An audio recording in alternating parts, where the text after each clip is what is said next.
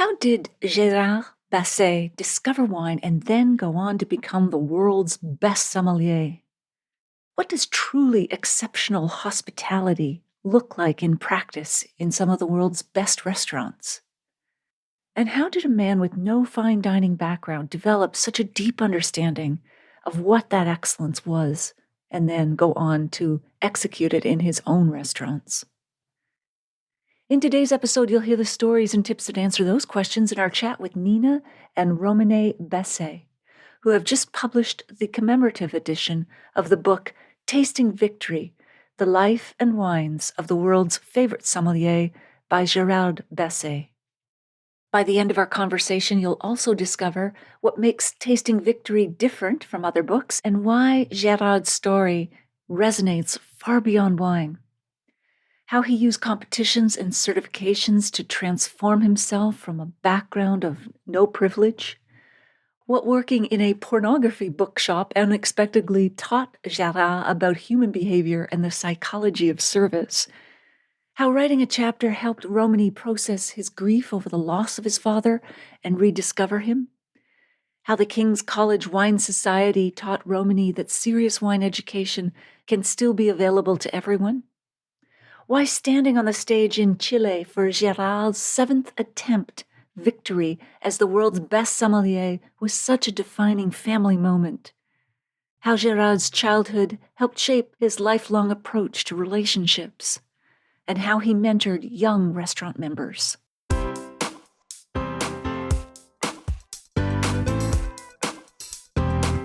Do you have a thirst to learn about wine?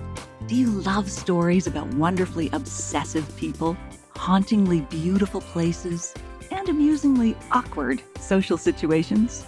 Well, that's the blend here on the Unreserved Wine Talk podcast.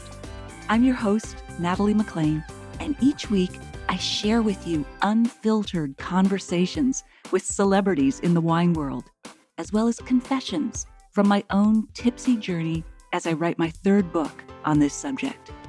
I'm so glad you're here. Now pass me that bottle, please, and let's get started. Welcome to episode 385.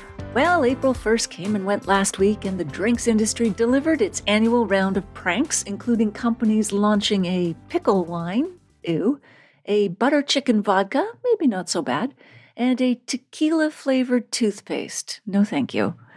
In Australia, they announced the world's first powdered single malt scotch that consumers can rehydrate with water. And just a few of my favorite food and drink pranks from previous years: the Heinz chocolate mayonnaise in 2019, the Pringles caviar flavor 2018, positioned as a luxury snack for refined palates and packaged in an elegant, shiny black canister. The greatest of all? Well, that goes back to 1998. Burger King's left-handed Whopper was so confidently stupid that customers reportedly asked for it long after the joke ran. Hands down, my all-time favorite. So what's new in the drinks world this week? Well, the trade standoff between Canada and the U.S. is now officially on the books. The Office of the United States Trade Representative published its annual Foreign Trade Barriers report this week, naming Canadian provincial liquor boards by name and declaring their restrictions, quote, greatly hamper U.S. wine, beer, and spirits exports, according to CBC News. The USTR wants American alcohol immediately and permanently returned to all markets. And yes, we'd like that, and we'd also like tariffs returned to what they used to be, as that's what started this whole thing. Can we just play nice? Anyway, the LCBO has officially shifted its pricing strategy as part of Ontario's plan to modernize the alcohol market. Effective April 1st, no joke, the system moved away from a retail minus model to a cost plus model. That sounds like really boring until you realize what the impacts are for both producers and consumers. So, in the simplest terms, the LCBO used to start with the price on the shelf and then work backwards to figure out what wine and spirits producers got paid. Now they start with the producer's cost and add set fees on top. So alcohol suppliers now set a price. The LCBO adds a fixed percentage markup based on their category, wine, beer, spirits, etc., and the alcohol by volume. Higher alcohol products are always taxed more. While the goal of the move is to create a fairer marketplace for consumers, the immediate impact for you, the buyer, might feel like a bit of a mixed LCBO bag. So here are 3 of the largest impacts. Number 1, uniform wholesale pricing. So whether a bottle is sold at the LCBO, a convenience store, a grocery store, Costco, wherever, the wholesale price those stores pay is now the same. This aims to level the playing field between big grocers and small corner stores. Number 2, potential price creep. Because the old 10 to 15% discount for retailers has been replaced with this new cost-plus formula, some retailers and restaurants have warned that their costs will have to go up. You might see slightly higher prices at your local restaurant or convenience store as they pass those costs along. Number 3, the minimum retail price, MRP, for wine and cider has increased.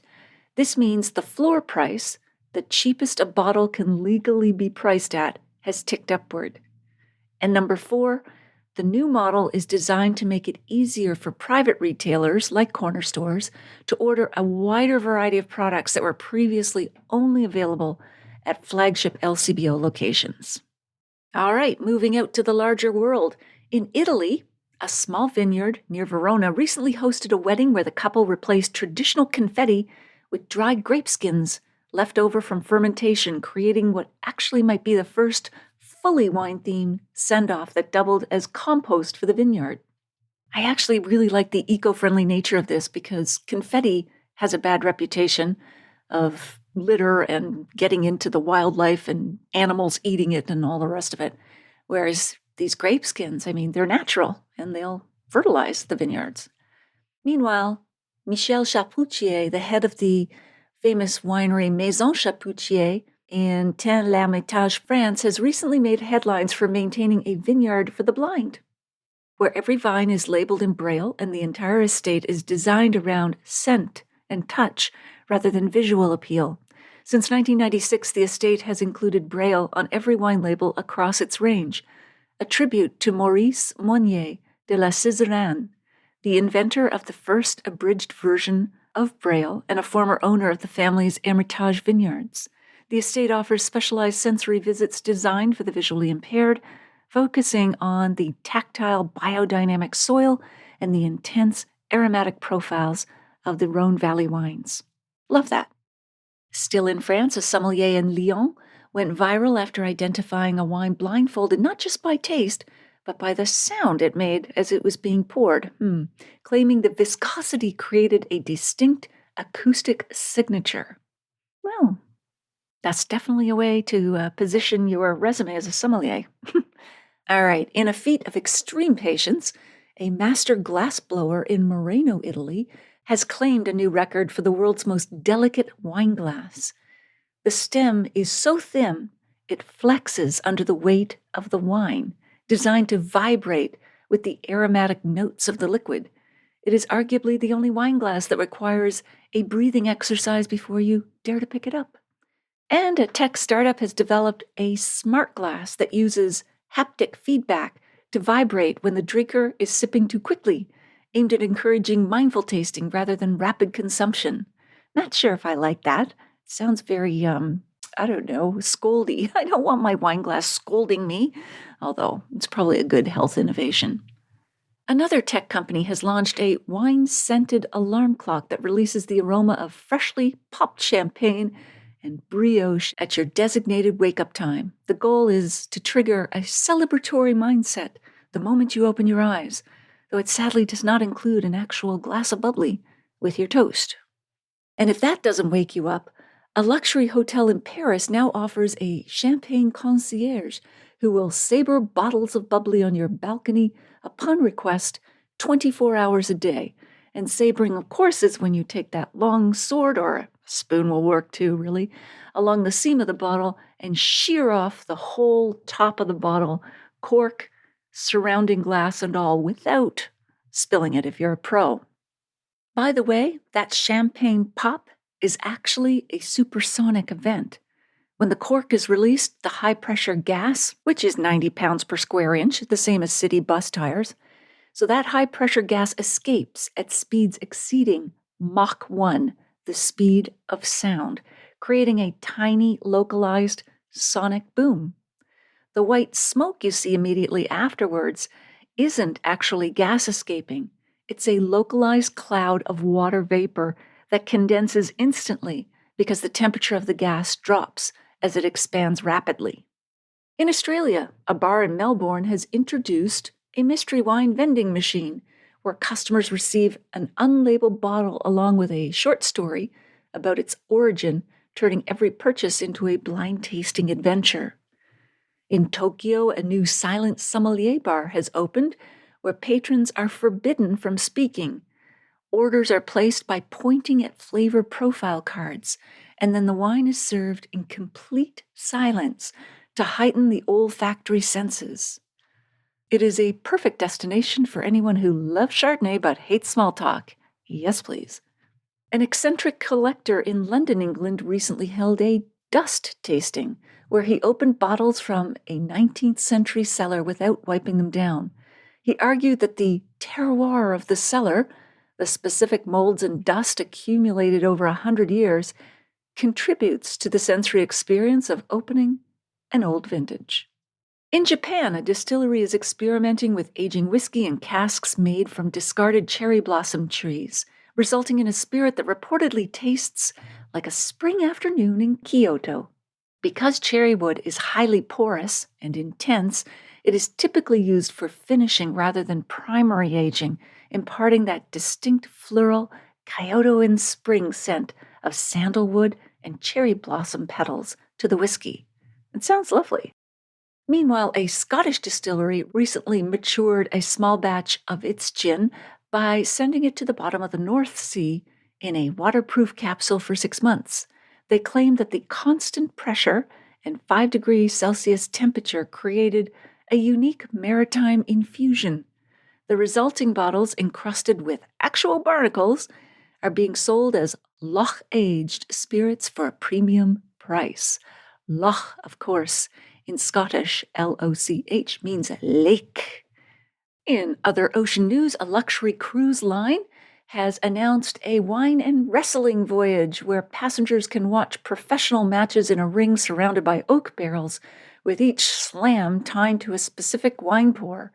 Virgin Voyages has launched the events known as Lucha Libre and Libations, featuring professional Mexican wrestlers in a ring where the high-flying moves correspond to uncorking a specific pairing, blending high-octane entertainment with high-end sommelier service.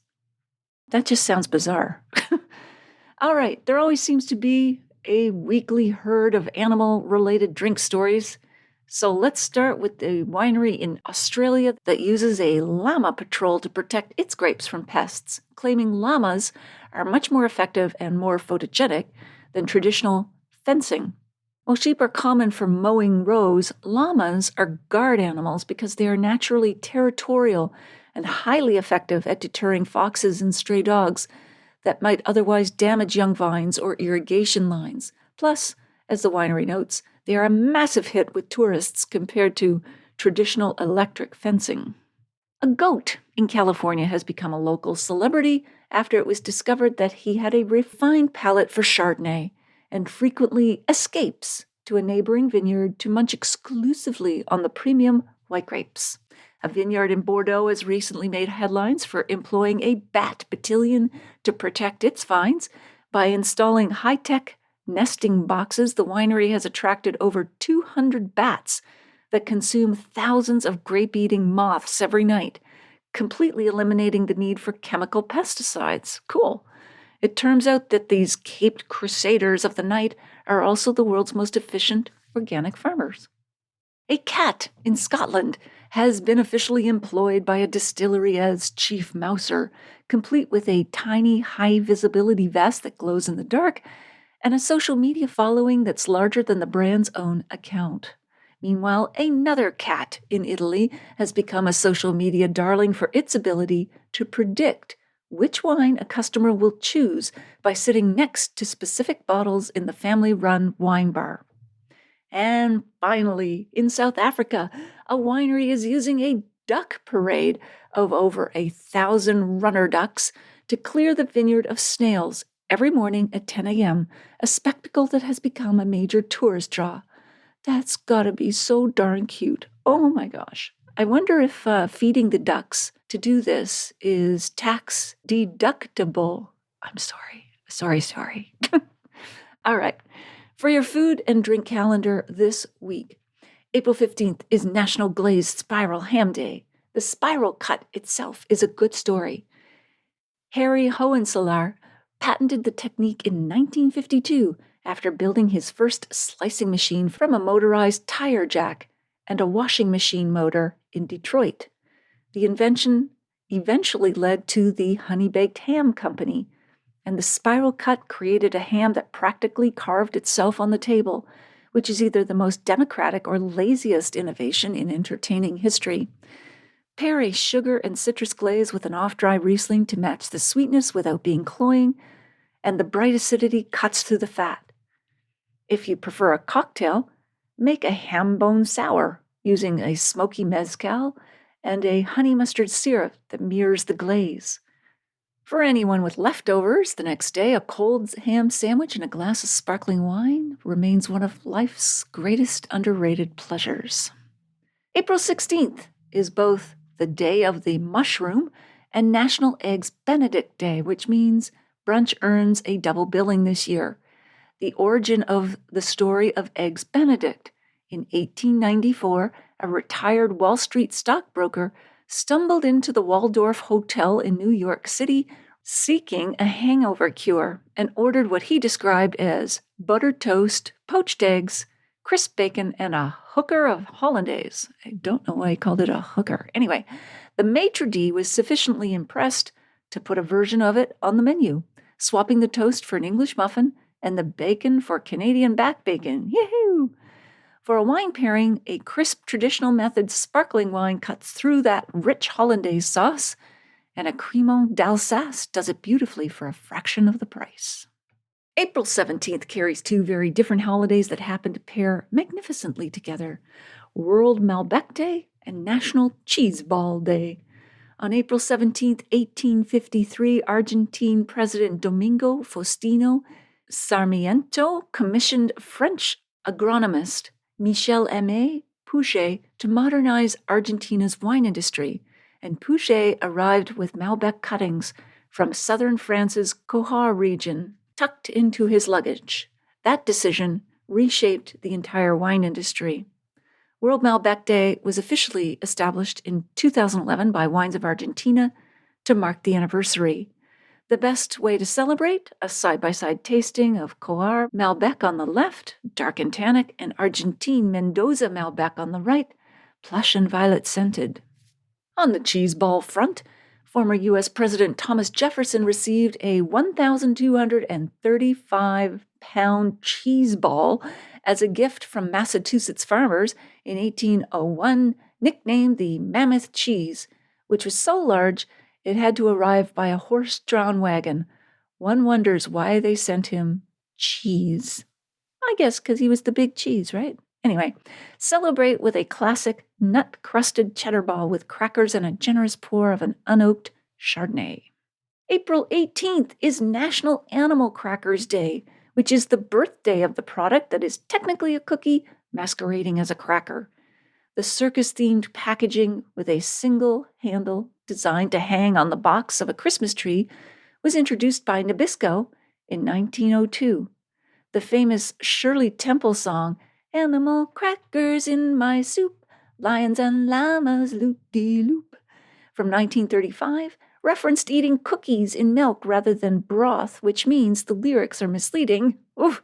And the product is still being misrepresented more than 90 years later. Outrage! To celebrate, in grown-up style, infuse a measure of whiskey with vanilla bean and cinnamon, shake it over ice with a little honey syrup, and garnish it with a single floating animal cracker that will immediately become the most charming garnish on your bar cart. April 19th is a three-holiday pileup: National Garlic Day, National Amaretto Day, and National Gin and Tonic Day. For Garlic Day, the city of Gilroy, California holds an annual garlic festival so enthusiastic that it serves garlic-flavored ice cream. But more relevantly, garlic was worn around the neck during the Black Death as a protective charm, making it the original wellness supplement. A vampire slayer martini built with vodka, dry vermouth, and a garlic stuffed olive is an appropriate toast. For National Gin and Tonic Day, the drink originated in British India in the 19th century as a way of making quinine, the anti-malarial bitter, palatable by mixing it with gin and lime. A well-made G&T with quality tonic and a properly aromatic gin is still the best argument for how a 2-ingredient drink can be more interesting than most 10-ingredient ones. And finally, on National Amaretto Day, this almond-forward Italian liqueur from Saronno, Italy, has origin stories dating back to the Renaissance. A classic amaretto sour made with Di Saronno, fresh lemon juice, and egg white foam remains one of the most underrated cocktails. The word amaretto comes from the Italian for a little bitter. Most commercial amarettos taste like sweet almonds or marzipan, but the traditional recipe from Saronno, dating to 1525, makes it one of the oldest liqueurs still commercially produced, and it's built from apricot pits, which naturally carry a bitter almond compound at safe concentrations. The bizarre part is that actual bitter almonds were historically the source of flavor, but they also contained prussic acid, a compound related to cyanide. In small amounts, as part of a distilled liqueur, it's safe. In any significant quantity consumed raw, it's deadly. So the pleasantly warm, nutty, marzipan-flavored Italian liqueur you're celebrating on National Amaretto Day this Sunday is, in its origins, a carefully managed version of something that required a skilled distiller to make drinkable. April 20th is both National Cold Brew Day and National Cheddar Fries Day, which is either a meal in 2 courses or a very energetic afternoon. Cold brew coffee's distinction from regular iced coffee is the extraction method. Long, slow steeping in cold water over 12 to 24 hours produces a smoother, lower acid liquid than the heat-brewed coffee that has simply been chilled. Blended with coffee liqueur and vodka over ice, it becomes a cold brew cocktail that is considerably more interesting than most espresso martinis and requires 0 actual espresso. For the cheddar fries, the origin story belongs to Snuffer's Restaurant and Bar in Dallas, Texas, where the dish was created in 1978 using hand-grated aged Wisconsin cheddar melted over hand-cut Idaho potatoes. The richness of the aged cheddar and deep-fried potato calls for something with genuine acidity and effervescence. A spicy cheddar michelada, made with a sharp cheddar salted rim and plenty of hot sauce, is the casual option, and a sparkling wine. April 21st is National Tea Day, a holiday with UK origins, of course. Tea is the second most consumed drink in the world after water. According to the Chinese legend, it was discovered in 2737 BC when wild tea leaves blew into the boiling water of the Emperor Sten Nung. Earl Grey tea infused in gin overnight was served with tonic and a lemon twist to transform the standard G&T into something more layered and interesting. For a cocktail, a tea-ni made with cold brewed jasmine tea, vodka, and a squeeze of fresh lime is light, fragrant, and works beautifully on a warm spring afternoon. And finally, for your weird but wonderful scientific facts this week, your saliva changes the taste of wine mid-sip. Enzymes and proteins in saliva bind with tannins, reducing astringency or that tight, grippy feeling as you hold the wine in your mouth. That's why the first impression and the finish can taste like 2 different wines, and that is always why I don't judge a wine until I've had 2 sips. No, that's not just an excuse to have 2 quick sips, but it all works in the name of science. All right, alcohol warms you up and cools you down at the same time. Ethanol causes blood vessels near your skin to dilate, which makes you feel warm.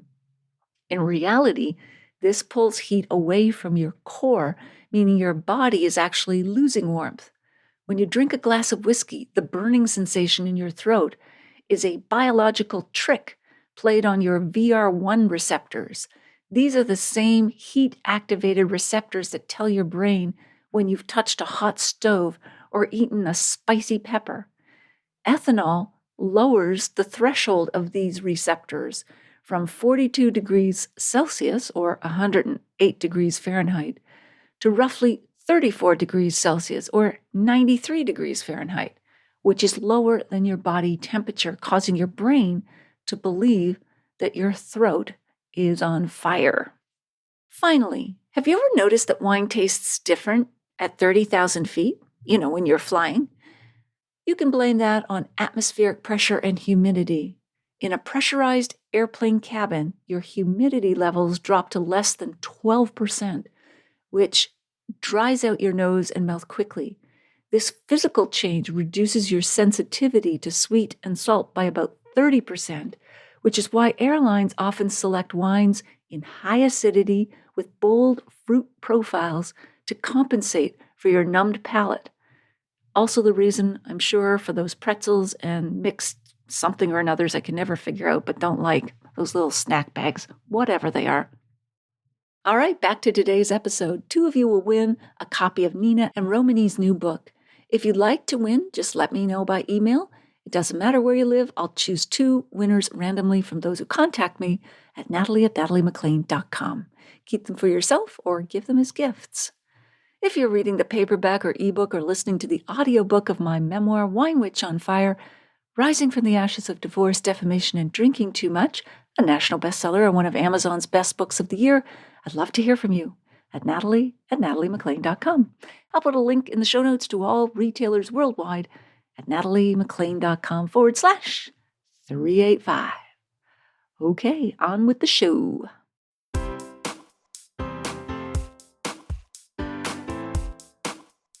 Nina and Romané Basset are the co-founding trustees of the Gerard Basset Foundation, the charity to honor the legacy of Gerard Basset.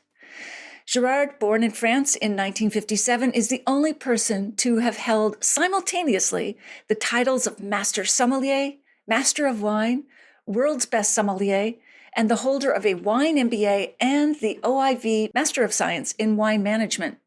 He mentored hundreds of young sommeliers, many of whom went on to win national and international titles of their own. Gerard was diagnosed with cancer of the esophagus in October 2017, and he spent his final months writing his memoir, Tasting Victory, completing it the day before he died in January 2019 at the age of 62. He is survived by his wife Nina and his son Romané. The Gerard Basset Foundation has, to date, directly supported more than 2,000 individuals in more than 35 countries, working in wine, spirits, and hospitality. And they join us now from Norfolk and London in the UK. Welcome, Nina and Romané. We're so glad to have you here with us.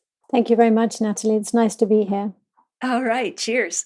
So tell us in a nutshell what this book is about and what makes it different, say, from other wine memoirs.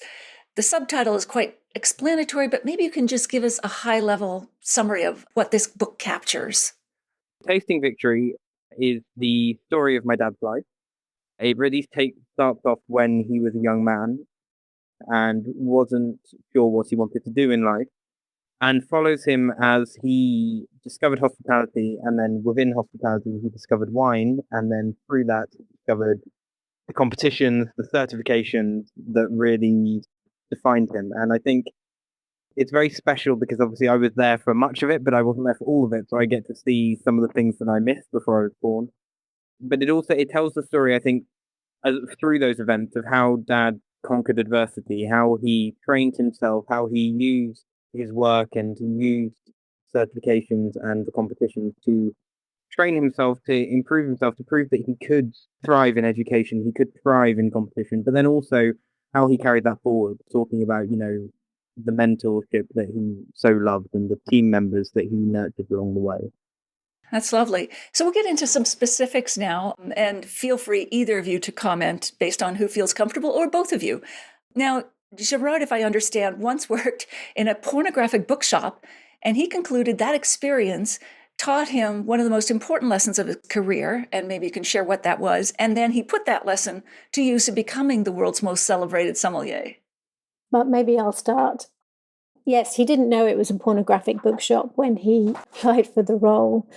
It just said a specialized bookshop. And he actually thought, oh, well, it's probably something really interesting like, I don't know, religion or food and wine or something, nothing at all like pornography.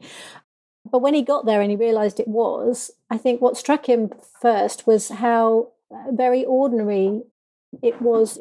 It didn't matter that it was a pornographic bookshop. People would come into the bookshop just as if it was any other type of bookshop, and they had no embarrassment. That's where his fascination with people really started, because he was intrigued that, people from all walks of life would be coming into such a bookshop with no embarrassment, would take a book from the top shelf, would flick through it, maybe decide to buy it or not buy it. And so I think that's where his fascination and his interest in people and the dynamics of people really started. Fascinating.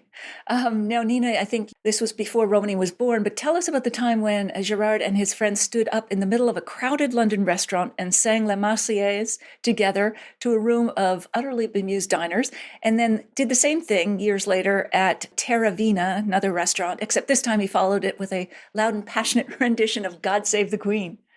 Yep, so the friend in question both times was actually Raymond Blanc, who here in the UK is a very famous Michelin-starred chef and was a very good friend of Gerard's. The first restaurant was actually one of their shared protégés, Xavier Rousset's restaurant called Texture in Marylebone in London. And Raymond had recently broken his leg, and we'd gone out for dinner just to sort of catch up with him. And we'd had a very lovely evening. And towards the end of the evening, obviously wine had been drunk, and they decided that they would sing La Marseillaise, standing on a chair with Raymond, which obviously was a bit of a feat because he was from top of his hip to the toe on cast. And of course, people were sort of looking and then whispering, isn't that Raymond Blanc? And it was a very fun evening, and nobody was disturbed. Everyone thought it was great. And Xavier was like, oh my gosh, what are they doing? But it created a great atmosphere in the restaurant.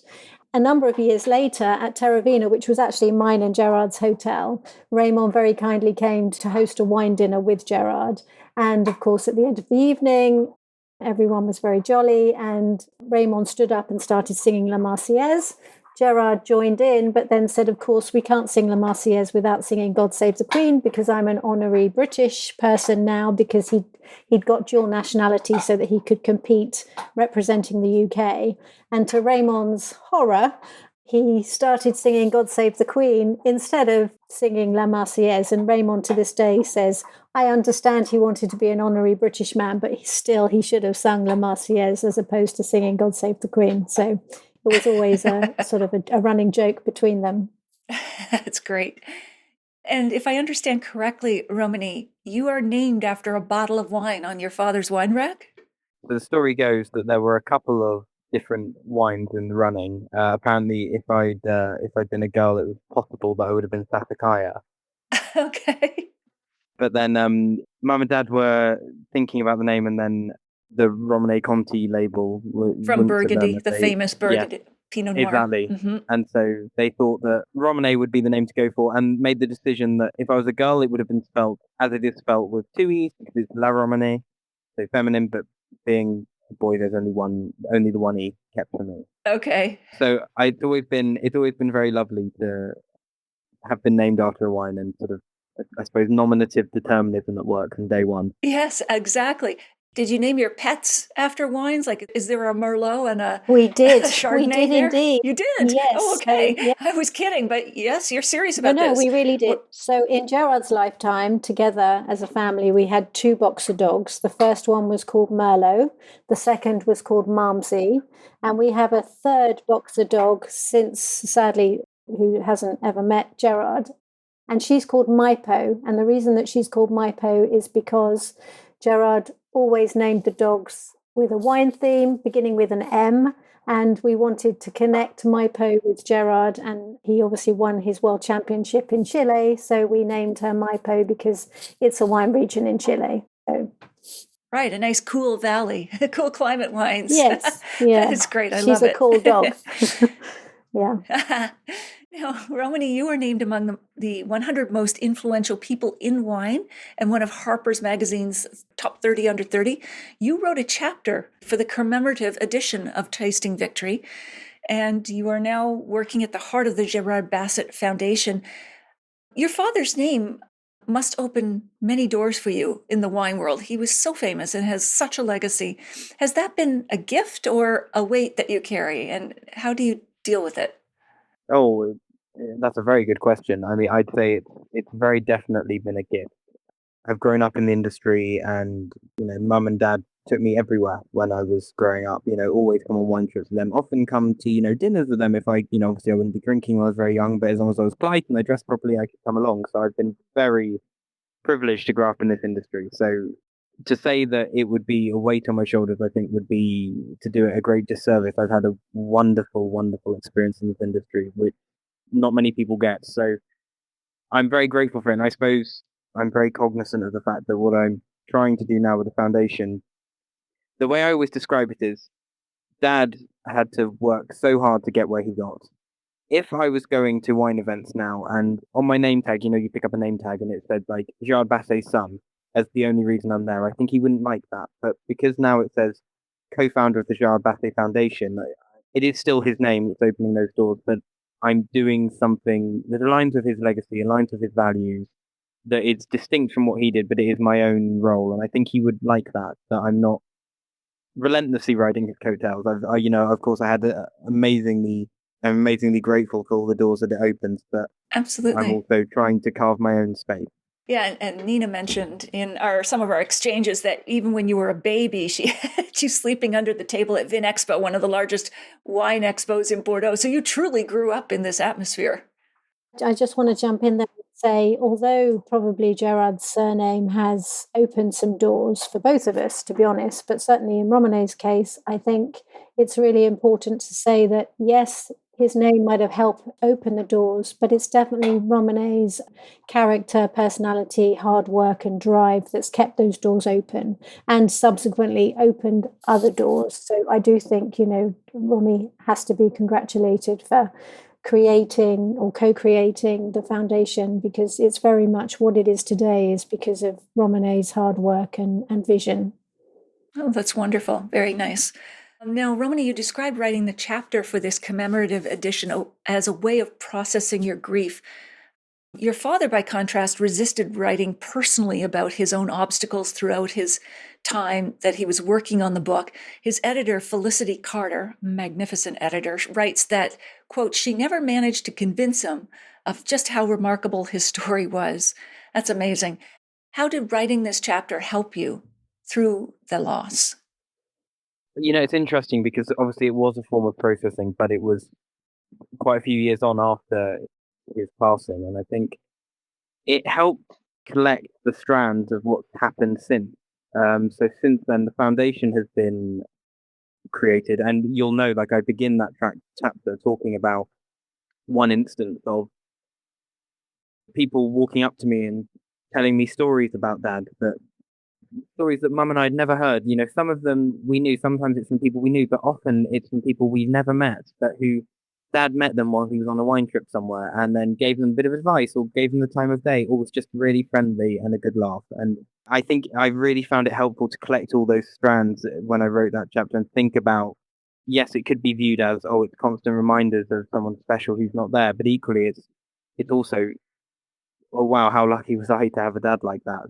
Yeah, I think that's what really helped me. It really reaffirmed to me how lucky I was to have him as a dad, and it really sort of, in a way, it helped me think about my own memories of him, because I obviously we talk about his legacy every day with the foundation, and we hear so many wonderful stories from people. It also helped me to think back to some of my own stories, like as an example, like this wasn't in the chapter, but we used to have a game. If you take a lift in a hotel, we would sprint from the lift to our hotel room door and race each other, and things like that. It really helped bring those memories back. So yeah, it was a process, and it was lovely to think back to him as the man as well as the legacy. That's terrific. Now, you completed a first-class degree from King's College London and served as the president of the Wine Society there. Where did writing about wine begin for you? Was there a specific piece of writing long before you wrote this chapter, an experience, maybe in a cellar or a vineyard, that made you feel that you really wanted to write about wine as well? So I would by no stretch of the imagination call myself a wine writer or anything approaching that, but I would say preparing for tastings at King's, I loved it. I remember in my first year I joined the society, and then I was made president ahead of the second year, and I mentioned it to Dad, and Dad said, "Well, if you're going to be president of the society, you need to know your stuff." He signed me up for WSET level 1 and 2, and it was at the time he was unwell. He just started with chemo, so he was at home. He wasn't traveling as much, so we used to just talk about wine on the walks, and I always held that with me. And he, put me in touch with loads of people to organise some amazing tastings. And it was in preparing for those I really enjoyed sort of thinking about the wines we were going to serve, thinking about, the society. We very much aimed for people to come along to an unpretentious surrounding, with it being university and people coming from all walks of life. We really wanted to make it as approachable as possible. So I tried to reflect that when we were talking about the wines and when I prepare my notes for the tasting. And, I think honestly, Dad helped immensely with that, because the last word you would use to describe Dad was stuffy or unpretentious. So he helped me realize you can have a top level discussion about wine while also being really approachable and warm and friendly. That's terrific. What is one of your most memorable moments with Gerard and wine? Ooh, there are so many, but I suppose the one that you touched on, where we arrived at Binexpo with Romané, he was literally a month old in his pram, and them saying, "I'm sorry, you can't come in." And we said, "Gerard is here for a lunch." He's the winner of the Bollinger Tasting Cup when he was awarded his Master of Wine. And so they were holding the lunch in his honour. So we said, he has to come in. He's the guest of honour. And so they said, "Okay, well, you can bring the baby in, but you'll have to carry the baby. You can't bring the pram," which was fine. I carried him around the wine fair. But when we got to the lunch, of course, I had nothing to put him in. So I literally just lifted up the tablecloth and put him under the table and said to all of these very important people who were there, "Please be careful, there's a newborn baby under the table." And they were like, "Oh," and everyone lifted up the tablecloth, and there he was fast asleep. So that was a very, that was a fun memory. Obviously, I can't not say when we were there in Chile as a family and we saw Gerard eventually on the 7th attempt take the title of ASI Best Sommelier of the World. That was incredible. He called us up onto the stage. That was a very special moment for Romané, especially, to be up on the stage with his papa. How old were you, Romané, at that time? I would have been 11. Ah, okay. Did you get to hold the trophy? Yes, and damn near dropped it as well. Oh, it was a big one, was it? Oh, that's wonderful. Marvelous. In fact, you did drop it. Oh, okay, well, fair enough. And Mum's outed me there. There were 2 trophies, and there was one that was hollow.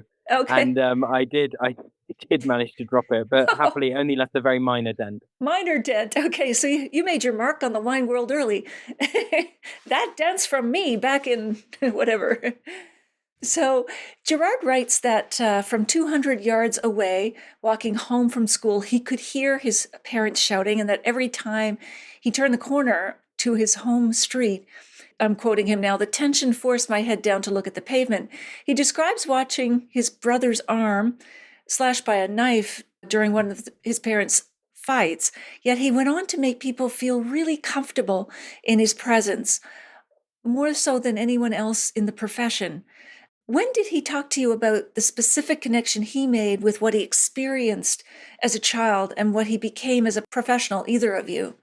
Well, I think first off, it's really important to say he didn't have an easy childhood for sure, but in their own way, his parents loved him very much and he loved his parents. So it wasn't perhaps as happy an upbringing as it might have been, but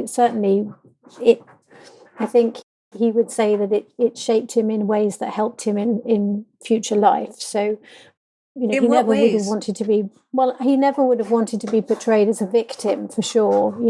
I think it gave him an understanding of always trying to be kind and decent, and if somebody upset you, you shouldn't be prepared to be walked over, but on the other hand, you should be kind in the way that you dealt with whatever the issue was. And so at home with us, in our home life, he never enjoyed conflict. Okay, cool. Now, speaking of animals, he writes that he gave all my love to animals, I guess as he was growing up, because showing open affection to his parents felt impossible. One of his most striking observations is that the chaos at home gave him a sharp sensitivity to people and a need to make people feel comfortable. Can you give us a concrete example or a specific story that you witnessed or is in the book that shows that what that sensitivity looked like in action, say at a restaurant or elsewhere? I mean, I think he saw it as a personal challenge, or we both did actually, when we were running the hotels. If somebody would arrive on a weekend, a Friday evening, they've had a really difficult week. They've had a row with their wife in the car driving to the hotel. They'd been stuck in a traffic jam for hours, and they would arrive with their sort of shoulders up here and really stressed and tense. And we would look at each other and say, okay, this one's going to be a challenge. And we worked our magic, if you like, between us and the team. And by the end of their stay, they would leave and their shoulders would be relaxed. They'd be smiling. They'd be talking to their wife again. They'd be promising to come back. They'd have had a great time. And that was because Gerard was this all and everything sort of host. He was very humble, so he would share his wine knowledge with people. He would stand and chat or sit and chat in the bar with people. He would stand at the table and talk to people, and people would say, why does this wine go with this? And he would spend the time. It didn't matter how busy we were. He would spend the time that each customer demanded of him.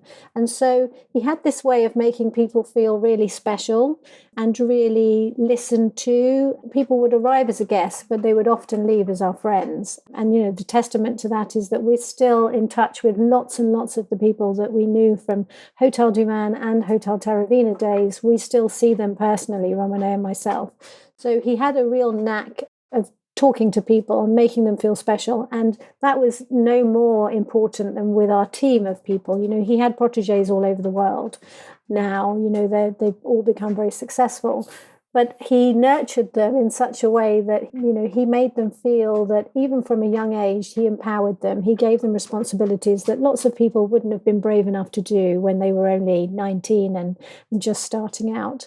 And he allowed them to make mistakes and learn from those mistakes. And he was very gentle with the way he showed them and pushed them forward. So he pushed them forward, but holding their hand at the same time. So he was very special when it came to people. Indeed. Now, he writes about this in his book. He was fired from a clothing shop after 2 weeks, then quit a factory job before they could sack him. Then he was let go from a luggage factory, and he writes, "It took me a long time to realize what was wrong." What was the quality or combination of qualities that eventually surfaced for him? Was there a person who saw something in him that he hadn't seen in himself that enabled him to realize perhaps, wine was the world for him? Or what came through all those experiences? I think possibly because of his upbringing, he hadn't studied very much at school. He was the class clown, he wanted to have everyone laugh at him.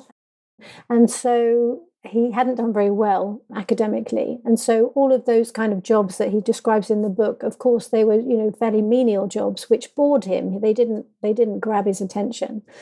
And it was only when he came to England to watch a football match and enjoyed the hospitality of the English people, specifically those in Liverpool. And he then said, I'm going to come back to England and I want to work in England and I'm not qualified to do anything. I'll get a job doing something fairly menial. And he got a job as a pot washer in a hotel on the Isle of Man, and then thought, actually, I maybe could learn to be a chef because maybe that's something that I might be interested in. He liked food. So he went back to France and did some French cooking qualifications, and he enjoyed being a chef, but he didn't really like the stress of the kitchen because he didn't like to be in that sort of stressful environment because it reminded him of home. And so he came back to England and thought, well, maybe I could be a waiter. That seems a bit calmer. So he went back to France, did some waiting exams, which were called CAP at the time, and came back again and started as a waiter. And because he was French, somebody in a restaurant in the New Forest said to him, oh, can you tell me about this wine? And very much of his nature, he was very embarrassed that he didn't know enough about the wine to be able to give an honest and well-rounded answer. So he went and bought a book. And it was buying that book that really opened his eyes to this fascinating world of wine, which, encompasses history, geography, so many other aspects than just about the wine.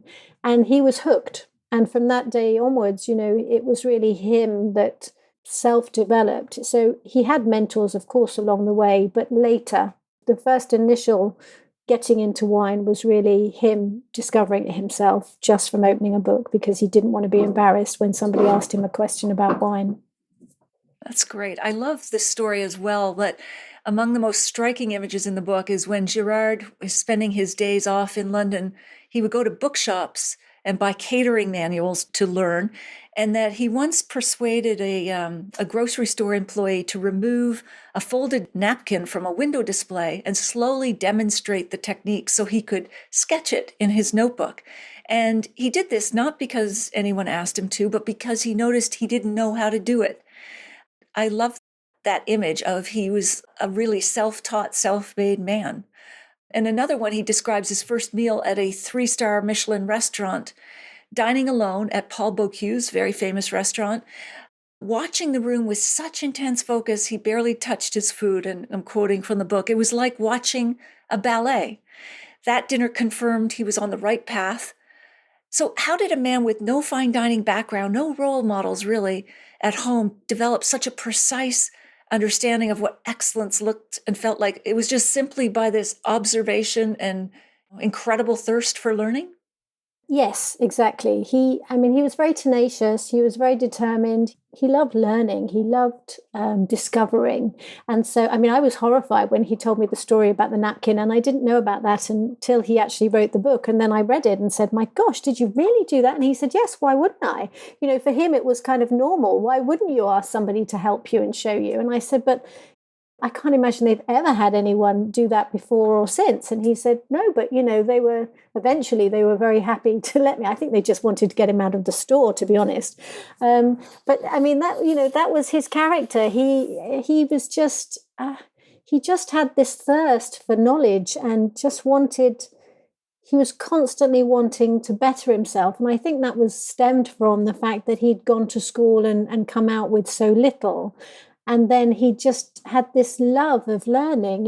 For him, it wasn't a chore to sit down every morning and open a wine book and study for hours on end. It wasn't a chore to write endless essays. And he wanted to share that with as many people as possible. Wow.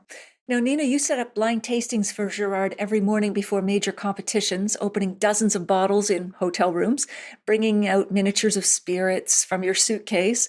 The book describes a room service waiter arriving to find bottles and miniatures covering the floor at dawn. Tell us about maybe another memorable tasting along that line. I distinctly remember there was a wine that Dad had not tried, Cava Rosé, and he was really paranoid. What if it comes up? I haven't tried it. We ended up finding a bottle of Cava Rosé in an off-license. What is an off-license? Shop that sells wine, liquor store. Okay. Yeah. And him doing a very quick tasting of it in the car park from the boot of the car. Ahead of him That's going great. to an exam. And actually, of course, as one would expect, the Cava never came up in the exam, so it was all for nothing. But he enjoyed it. But he was ready for it, though. He was ready for it, just in case. Yes, yeah. That's great. Romané, if you have to go, thank you for joining us for what you could, and good luck with your next whatever's coming up. Thank you so much for your time, and thank you for talking about the book and sharing Dad's story. It means the world. Thank you. My pleasure. All right. Bye-bye. Bye-bye.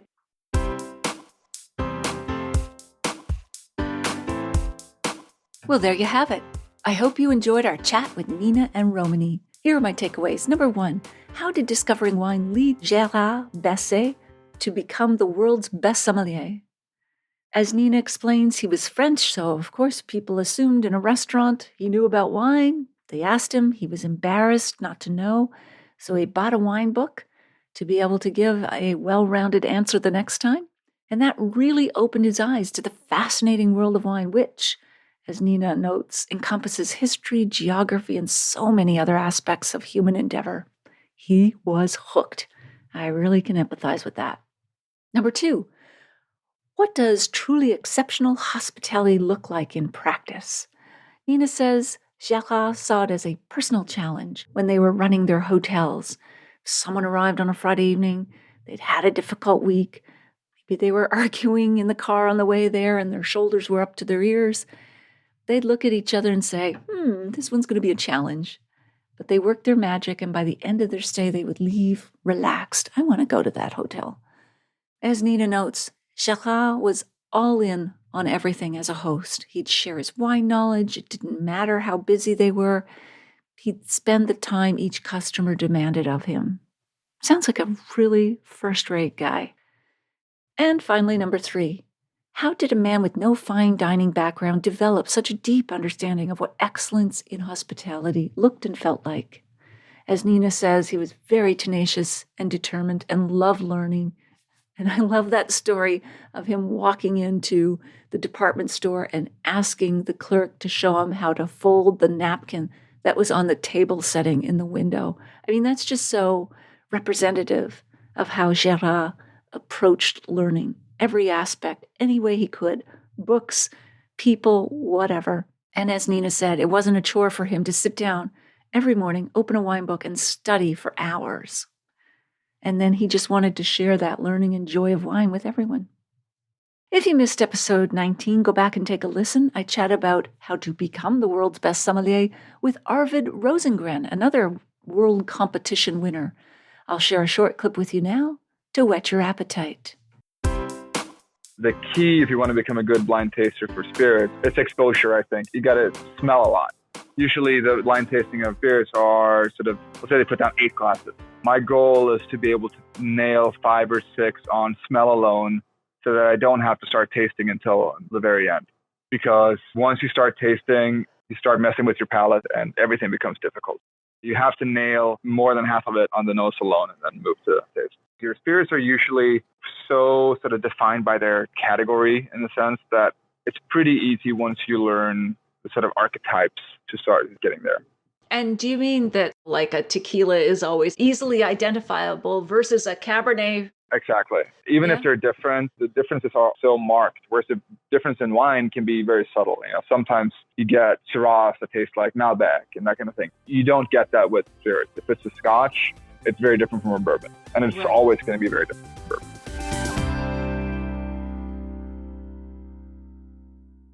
You won't want to miss next week when we continue our chat with Nina and Romané.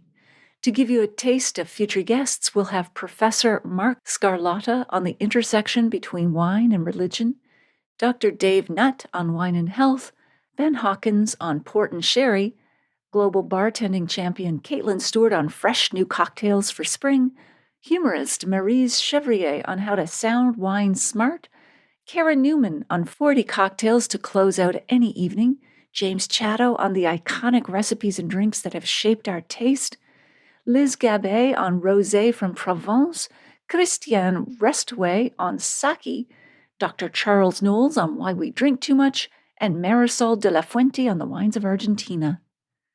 Do you have a question for any of our guests? Let me know. Do you know someone who'd be interested in learning more about what it takes to become the world's best sommelier and what defines great restaurant wine service? Let them know about this podcast. Email or text them now while you're thinking about it. It's easy to find the Unreserved Wine Talk podcast. Just tell them to search for that title or my name, Natalie McLean Wine, on Apple Podcasts, Spotify, their favorite podcast app, or they can listen to the show on my website at nataliemclean.com/podcast. Email me if you have a sip tip question or if you'd like to win one of 7 drinks books I have to give away. I'd also love to hear your thoughts on this episode or if you've read my book or are listening to it. Email me at natalie@nataliemclean.com. In the show notes, you'll also find a link to take a free online food and wine pairing class with me called The 5 Wine and Food Pairing Mistakes That Can Ruin Your Dinner and How to Fix Them Forever at nataliemclean.com/class. And that's all in the show notes at nataliemclean.com/385. Thank you for taking the time to join me here. I hope something great is in your glass this week. perhaps a glass of Sommelier recommended wine.